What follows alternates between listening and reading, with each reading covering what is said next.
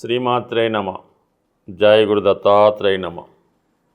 ఈ వీడియోలో మనం సింహరాశి వారికి త్రైమాసిక ఫలితాలు అంటే జనవరి 1 నుంచి మార్చి 31 మధ్యలో ఏ విధంగా ఈ ఉగాది ముందు జాతకాన్ని ప్లాన్ చేసుకోవాలి అని పరిశీలించే ప్రయత్నంలో మరి ప్రధానంగా ఇప్పుడు ఈ ఫలితాలు చెప్పడానికి కారణం ఏంటంటే గురుగ్రహం.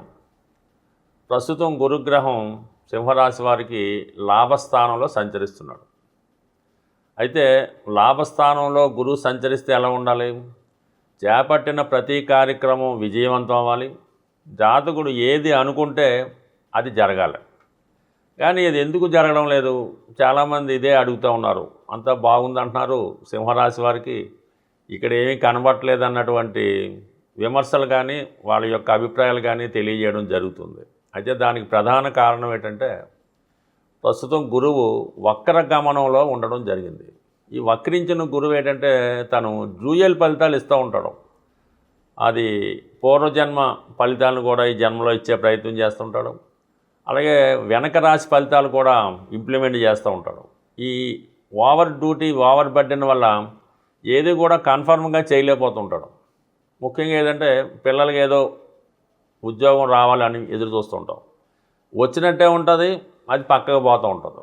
మరి ఈ కారణం వల్ల ఈ ఫిబ్రవరి మార్చి 14వ తారీఖున ఈ గురుగ్రహం రుజుమార్గంలోకి మారుతున్నాడు. మార్చి 14 నుంచి గురువు డైరెక్ట్గా మిథున రాశిలోనే ఉంటూ తన యొక్క ఫలితాలు కామన్గా అక్కడి నుంచి పరిపాలించడం జరుగుతుంటుంది. అంటే అక్కడి నుంచి 11లో రావడం, 3వ స్థానాన్ని 7వ స్థానాన్ని యాక్టివేట్ చేస్తూ ఉంటాడు. అలాగే 11 నుంచి 5వ స్థానాన్ని కూడా చూడటం జరుగుతూ ఉంటుంది. ఇవన్నీ కూడా ఒక 100% డైరెక్ట్ దృష్టి ఉన్నప్పుడు ఎలా ఉంటుందంటే ఆ పని ఖచ్చితంగా జరుగుతుంది. మరి ఈ కారణం వల్ల ఏంటంటే ఈ సింహరాశి వారికి ఈ మార్చి 14 తర్వాత ప్రధానంగా వచ్చేది ఏంటంటే 5వ స్థానాధిపతిగా లాభస్థానంలో ఉండడం వల్ల పిల్లల విషయంలో శుభవార్త వింటారు. సంతానం లేని వారికి సంతానం కలిగే అవకాశం ఉంటుంది. పిల్లల అభివృద్ధి మీకు ఆనందాన్ని కలిగిస్తుంది.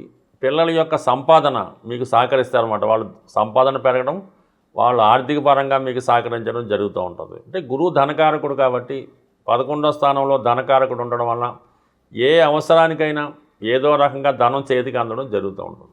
సాధారణంగా మరి పంచమ భావ ఫలితాన్ని మనకి సంపూర్ణంగా ఇవ్వడం జరుగుతూ ఉంటుంది. అలాగే అష్టమ భావ ఫలితాలు అవ్వటం వల్ల ఏంటంటే వారసత్వ సంపద, అలాగే మీ యొక్క టాలెంట్కి మీ ప్రతిభకి తగిన గుర్తింపు రావడం, ఆకస్మికంగా ఉద్యోగంలో ప్రమోషన్ లాంటివి రావడం, ఏదైనా మొత్తం మీద ఏదైతే మీరు ఇంతకాలంగా ఎదురు చూస్తున్నారో గురువు ద్వారా అవన్నీ కూడా మీకు ఈ మార్చి 14 తర్వాత రావడం జరుగుతుంది.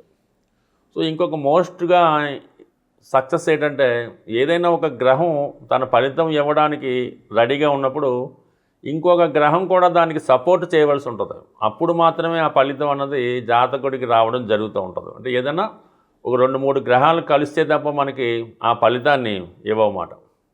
ఇప్పుడు కుజుడు ఈ సింహరాశి వారికి యోగకారకుడు. అటువంటి కుజుడు 6వ స్థానంలో జనవరి 15 నుంచి ఫిబ్రవరి 23వ తారీఖు వరకు 6వ స్థానంలో ఉచ్చస్థానంలో రావడం వల్ల జాతకుడికి అది విజయ అవకాశాలు తీసుకురావడం జరుగుతుంటుంది. అంటే 6వ స్థానం అన్నది శత్రువులు, రోగాలు, రుణాలు, అలాగే సక్సెస్సు, విజయాలు ఇవన్నీ కూడా జరుగుతుంటాయి. అయితే సింహరాశి వారికి కుజుడు శుభగ్రహం కాబట్టి అటువంటి శుభుడు 6వ స్థానంలోకి వచ్చడం వల్ల ఇటువంటి విషయాల్లో అనారోగ్య సమస్యల నుంచి బయటపడతారు, రుణాల నుంచి బయటపడతారు. ఏదైనా ఒక కాంపిటేటివ్ ఎగ్జామ్స్ మీరు రాస్తూ ఉంటే వాటిలో సక్సెస్ ఉంటుంది. ఒక పోటీలో విజయం సాధిస్తారు. మీకు ఎవరు పోటీ వచ్చినా వారిపైన విజయం అనేది తప్పకుండా ఉంటుంది. ఈ సమయంలో ఏ పార్టీ ఎలక్షన్లు వచ్చినా, నామినేటెడ్ పోస్టులు వచ్చినా కంపల్సరీగా రాజకీయ రంగంలో ఉన్న వాళ్ళకి ఏదో ఒక పదవి ఈ సమయంలో రావడం జరుగుతూ ఉంటుంది. అంటే అటు కుజుడు యొక్క అనుగ్రహం ఉంది, అటు గురుగ్రహ అనుగ్రహం ఉంది. సో ఈ విధంగా మీకు ఈ సక్సెస్ అన్నది ఈ జనవరి 15 నుంచి ఫిబ్రవరి 23లో రావడం జరుగుతుంది. ఫిబ్రవరి 23 నుంచి మరి ఏప్రిల్ 1వ తారీఖు వరకు ఈ కుజుడు సప్తమ స్థానంలోకి వెళ్తాడు. ఈ సప్తమ స్థానంలోకి వెళ్ళినటువంటి కుజుడు వివాహపరంగా ఉన్నటువంటి సమస్యల్ని చాలా వరకు పరిష్కరించడం జరుగుతూ ఉంటుంది. సాధారణంగా మీ యొక్క జీవిత భాగస్వామికి ఏదైనా ఉద్యోగంలో హోదా పెరగడం కానీ విదేశ ప్రయత్నాలు ఫలించడం కానీ జరిగే అవకాశం ఉన్నది. అయితే కొన్ని సందర్భాల్లో భార్యాభర్తల మధ్య తీవ్రమైన విభేదాలు రావడం జరుగుతూ ఉంటుంది. అంటే ఎవరు గొప్ప అంటే ఎవరు గొప్ప, నువ్వేం చేసావంటే నువ్వేం చేసావు అన్న విషయంలో తీవ్రమైన విభేదాలకి రావడం జరుగుతూ ఉంటుంది. సో ఇది కొద్దిగా సర్దుబాటు ధోరణిలోనే వెళ్తే మంచిది. అంటే నాట్ ఓన్లీ మీరు జీవిత భాగస్వామితోనే కాకుండా మీరు ఎవరితో అయితే కలిసి వ్యాపారం చేస్తున్నారో వారవచ్చు, మీతో ఎవరైతే పరిచయంతో ఉన్నారో ఎఫ్ఐఆర్లో ఉన్నారో వాళ్ళ నుంచి కొన్ని విభేదాలు కొన్ని విమర్శలు రావడం జరుగుతూ ఉంటుంది. అది జాగ్రత్తగా మనం కాసుకోవాల్సి ఉంటుంది. ఎందుకంటే సప్తమంలో ఉన్నటువంటి రాహుతో ఈ కుజుడు కలుస్తున్నాడు. ఈ కారణం వల్ల ఏమైందంటే భార్యాభర్తల మధ్య ఎవరో ఒకరు విరోధాలు చిచ్చు పెట్టడానికి ప్రయత్నం చేస్తూ ఉంటారు. అది వాళ్ళు లాభం పొందాలని మీతో ఈ విధంగా విరోధాలు పెట్టే ప్రయత్నం జరుగుతుంది. అది ఎవరు తెలుసుకున్నా దాని నుంచి బయటపడే అవకాశం ఉంది. కాబట్టి అనవసరమైనటువంటి కోపతాపాలకు వెళ్ళకోకుండా ఈర్ష్య అసూయ పెంచుకోకుండా సాధారణంగా ఒకరినొకరు అర్థం చేసుకుంటే చాలా వరకు సమస్య అన్నది పరిష్కారం అవుతుంది. ఇది ఎప్పటి మార్చి ఫిబ్రవరి 23 నుంచి ఏప్రిల్ 1వ తారీఖు మధ్యలో జరిగే అవకాశం ఉంది. ఇక ప్రధానంగా ఏంటంటే ఈ శుక్రుడు ఏంటంటే మనకి మార్చి 1వ తారీఖు నుంచి 25వ తారీఖు మధ్యలో అష్టమ స్థానంలోకి వెళ్ళడం జరుగుతుంది. అది శుక్రగ్రహానికి ఉచ్చస్థితి. మీకు దశమాధిపతిగా అష్టమంలో ఉచ్చి రావడం వల్ల కంప్లీట్గా మీకు వృత్తిపరమైనటువంటి ప్రమోషన్ వచ్చే అవకాశం ఉంది. ఇదే రాశిలో ఉన్నటువంటి స్త్రీలకి 100% ఉద్యోగ అవకాశాలు అన్నవి 100కి 100 ఈ మార్చి 1 నుంచి 25 మధ్యలో స్త్రీలకి ఉద్యోగ అవకాశాలు వస్తాయి.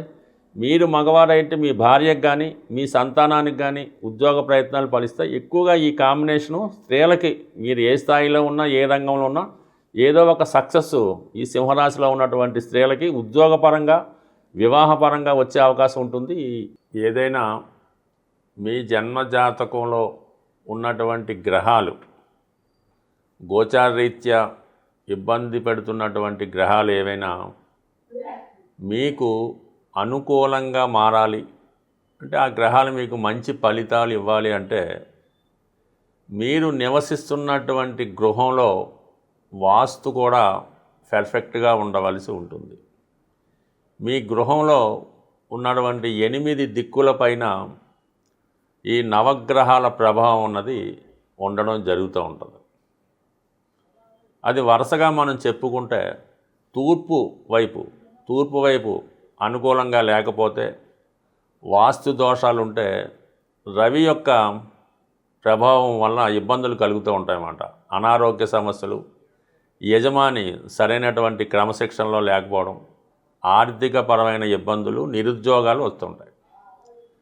దాని తర్వాత ఆగ్నేయ దిక్కులో ఇబ్బంది వల్ల అక్కడైనా నూతులు గోతులు టాయిలెట్లు వగైరా ఉంటాయి. స్త్రీలకి అనారోగ్య సమస్యలు, సంతానానికి వివాహం జరగకపోవడం, వివాహం అయినా కూడా భర్తతో విభేదాల వల్ల పుట్టింట్లోనే ఉండడం జరుగుతూ ఉంటుంది. విపరీతమైనటువంటి ఖర్చులు పెరుగుతూ ఉంటాయి. ఆ కుటుంబంలో పిల్లలు పెద్దవాళ్ళని ఎదిరిస్తూ ఉంటారు. ఇక దక్షిణ వైపు ప్రభావం ఉంటే కోర్టు సమస్యలు, బయట వారితో తగువులు, నిరుద్యోగ సమస్యలు, శుభకార్యాలు వాయిదా పడడం జరుగుతూ ఉంటుంది.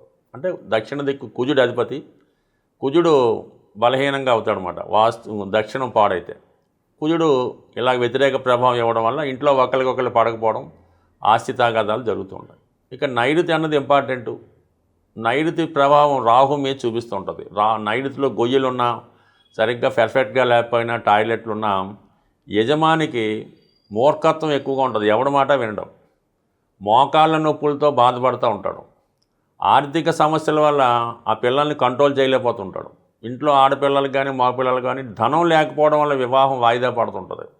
ఏదో ఒక వ్యసనానికి ఆ యజమాని బలహీనపడుతుంటాడు. ఇక పడమర దిక్కు ప్రభావం, పడమర దిక్కు సరిగ్గా లేకపోతే శని విజృంభిస్తూ ఉంటాడు. అంటే ఆ ఇంట్లో అందరికీ అనారోగ్యాలు, పని లేకుండా ఇంట్లోనే కూర్చోవడం, వ్యసనాలు కలుగుతూ ఉంటాయి. మనీ సేవింగ్స్ అన్నది ఉండదన్నమాట. వచ్చింటే ఖర్చు అయిపోతుంది. ఇక వాయువు దిక్కు ప్రభావం వల్ల చంద్రుడు ఎఫెక్ట్ అవుతూ ఉంటాడు. లవ్ అఫైర్స్, అక్రమ సంబంధాలు, జోదం, బెట్టింగ్లో ధనం పోగొట్టుకోవడం జరుగుతూ ఉంటుంది.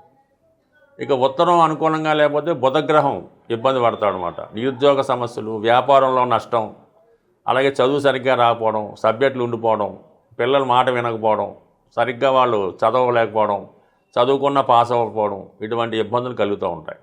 ఇక ఈశాన్యం ప్రభావం వలన దైవభక్తి లోపించడం, అనాచార కార్యక్రమాలు, ఆ కుటుంబంలో మగపిల్లలు ప్రయోజకులైతే దూరంగా ఇల్లు వదిలి వెళ్ళిపోవడం, ఇంటి వారితో సరైన సంబంధాలు లేకపోవడం, కుటుంబం గురించి పట్టించుకోకపోవడం, దైవభక్తి లేకపోవడం, ఇవన్నీ కలుగుతూ ఉంటాయి. మరి ఈశాన్య ప్రభావం అటు కేతువు అటు గురువు మీద రావడం జరుగుతుంటుంది. అలాగే సంతానం కూడా కలగకుండా దంపతులు ఇబ్బంది పడుతూ ఉంటారు. అందువలన మీ జాతకం సరిగ్గా ఉన్నా, ఆ గ్రహాలు కరెక్ట్గా ఉన్నా, అవి మంచి ఫలితాలు ఇవ్వాలంటే మీరు నివసిస్తున్నటువంటి గృహం కూడా పర్ఫెక్ట్గా ఉంటే ఆ ఫలితాలు మీకు తొందరగా రావడం జరుగుతూ ఉంటుంది. బట్ ఏదైనా ప్రతిదానికి ఒక పరిష్కారం ఉంటుంది.